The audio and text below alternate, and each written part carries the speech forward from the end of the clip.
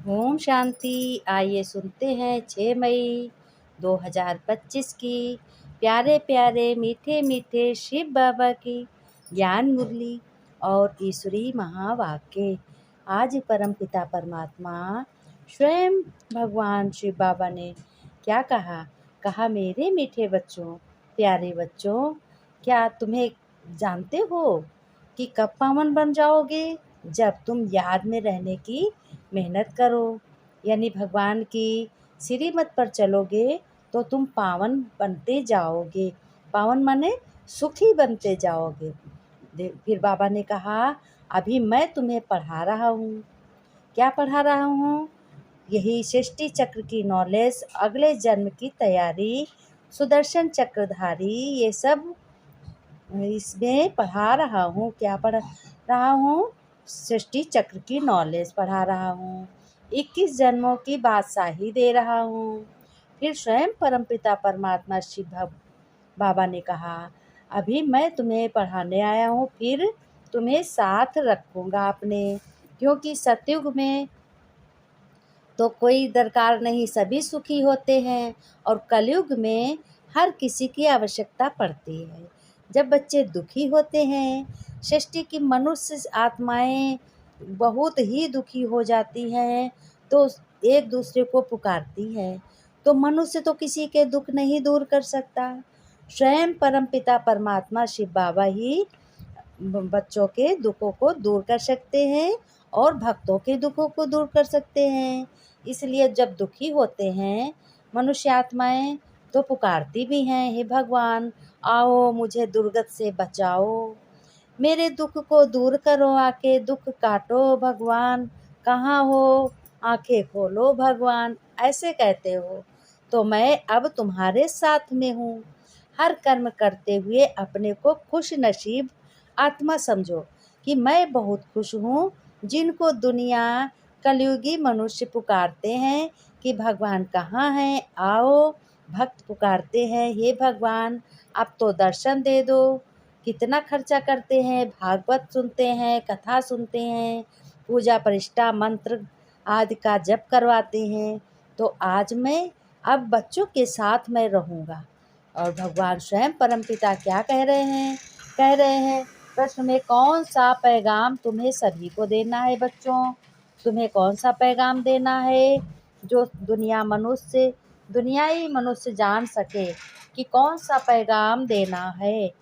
बाबा ने कहा कि उत्तर में, बच्चों अब घर चलना है। घर कहाँ चलना है? तुम उड़ती कला में ऊंची अवस्था में होगे। तुम्हारी कौन सी अवस्था है? ऊंची अवस्था है। इसलिए तुम दुखी से सुखी बने हो, तभी तुम्हारी ऊंची अवस्था है। इसलिए तुम पवित्र भी बने हो, क्योंकि जब पवित्रता ही ब्राह्मण जीवन का फाउंडेशन है, और पवित्रता है तो हर एक श्रेष्ठ संकल्प की सिद्धि है। जो सोचोगे वही होगा। पवित्रता में इतना बल है, क्योंकि सत्यता में बहुत बल है। झूठ तो मालूम होता है सामने ही सत्य है। झूठ चिल्लाता है, लेकिन सत्य चिल्लाता नहीं है। सत्य अपने आप ही ऊपर आ जाता है। कैसे आ जाता है? जिस तरीके से माखन न, आ जाता है ऊपर, जैसे छाछ जब भिगोते हो दही, तब माखन मथते मथते माखन ऊपर आ जाता है। तो इसी तरीके से सत्य ऊपर आ जाता है। फिर भगवान स्वयं परमपिता परमात्मा क्या कहते हैं? कहते हैं, बच्चों तुम बहुत दुखी थे, अब मैं तुमको सुखी बना रहा हूँ। मुझे बच्चों याद करोगे तो पावन भी बन जाओगे, पवित्र भी बन जाओगे, सुखी भी हो जाओगे। तो तुम्हें बच्चों यह पैगाम सबको देना है। पैगाम माने संदेशा देना है, मैसेज देना है। अपने बाप से पूछो उनको कितना दुख होता है। भगवान को बहुत ही दुख होता है जब मनुष्य आत्माएं सभी दुखी होती हैं। तो जिस तरीके से हमारे बच्चों को दुखी होते हैं तो बाप को दुख होता है, हम सभी लोग दुखी होते हैं, इसी तरीके से भगवान को भी दुख होता है। तो कहते हैं, बाप को अपने परिचय दो। परिचय तो तुमको दिया है, बच्चों को मालूम है। कि बाप कोई भगवान कोई नहीं हो सकता, भगवान परमपिता परमात्मा शिव बाबा ही हो सकता, जो निराकार है और वो परम धाम का रहने वाला है, शांति धाम का रहने वाला है। वही सुख धाम यानी सतयुग की स्थापना करा रहे हैं। कैसे करा रहे हैं? इस ज्ञान मुरली से करा रहे हैं, ब्रह्मा के द्वारा करा रहे हैं।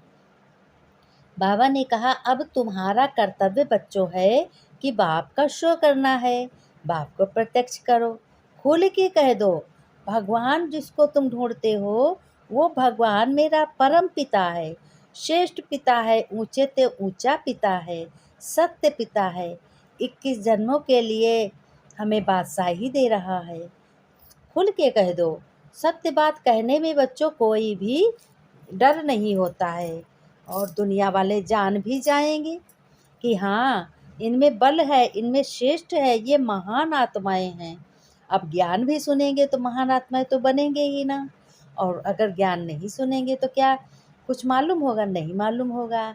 तो हम महान आत्माएं हम सभी लोग हैं, तो भगवान को खुल के प्रत्यक्ष करना है कि भगवान कोई मनुष्य और कोई देहधारी नहीं हो सकता।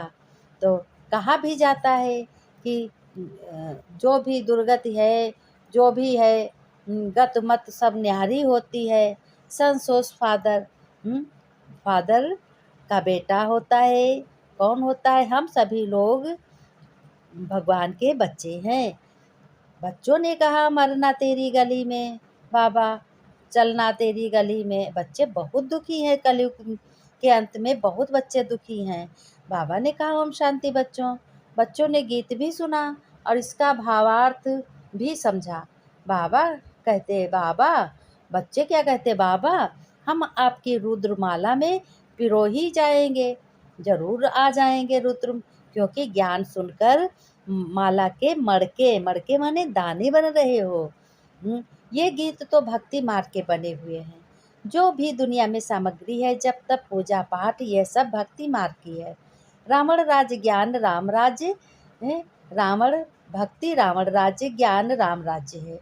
भक्ति में अहंकार आ जाता है।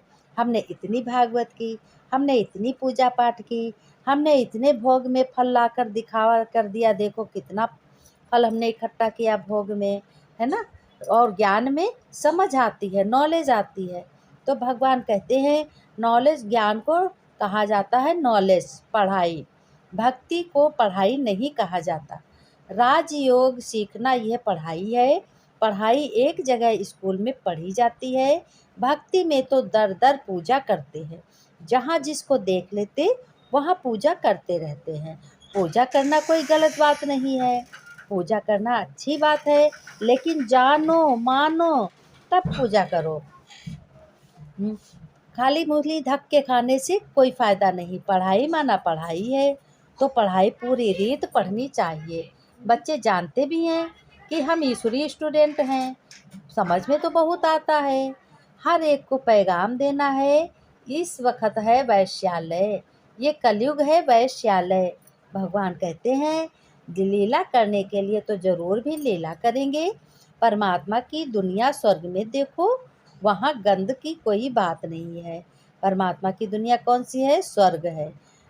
वहाँ स्वर्ग में कोई गंध की बात नहीं होती है, ना कोई विकार होता और कोई दुखी भी नहीं होता है।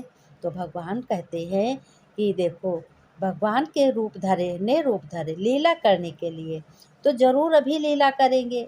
परमात्मा की दुनिया स्वर्ग में देखो, भगवान लीला करते हैं। अब ये समझो लीला ही है, ज्ञान मुरली है, लीला है। यहाँ तो गंध ही गंध है कलयुग में। फिर यहाँ कह देते हैं परमात्मा सर्वव्यापी है, परमात्मा ही सुख देते हैं। भगवान कहते हैं कि देखो ऐसी बात तो नहीं हो सकती, ऐसा कोई मोहजित राजा हो नहीं सकता। भगवान उवाच, भगवान देखो क्या कहते हैं, कह रहे हैं अपने बच्चों से कि बच्चों तुम ही श्रेष्ठ हो, तुम ही सफलता मूर्त बच्चे हो, तुम ही श्रेष्ठाचारी हो और ज्ञान ज्ञानेश्वरी हो। मड़के के दाने तुम ही बनोगे, और दुनिया वाले तो कुछ जानते नहीं हैं। भगवान कहते हैं कि पांडव क्या है, तुम्हारा बाप योग है। तुम्हारा किससे योग है? भगवान से है योग। कर्म करते रहो, भगवान का नाम लेते रहो। भगवान कोई अब ये थोड़ी कहते हैं कि चुप बैठ जाओ, काम धंधा छोड़ दो, बिजनेस छोड़ दो, है ना, घर परिवार छोड़ दो, कभी नहीं।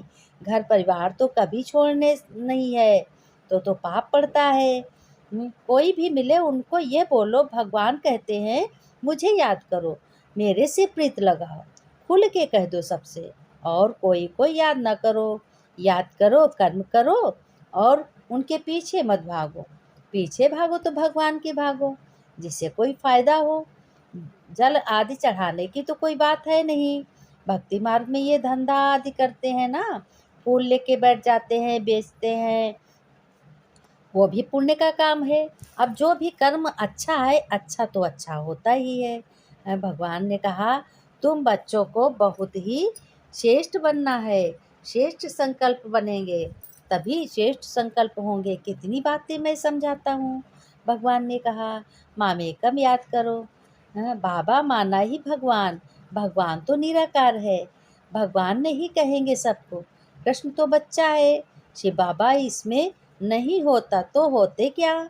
शिव बाबा ने इन द्वारा तुमको एडाप्ट किया है, अपना बनाया है।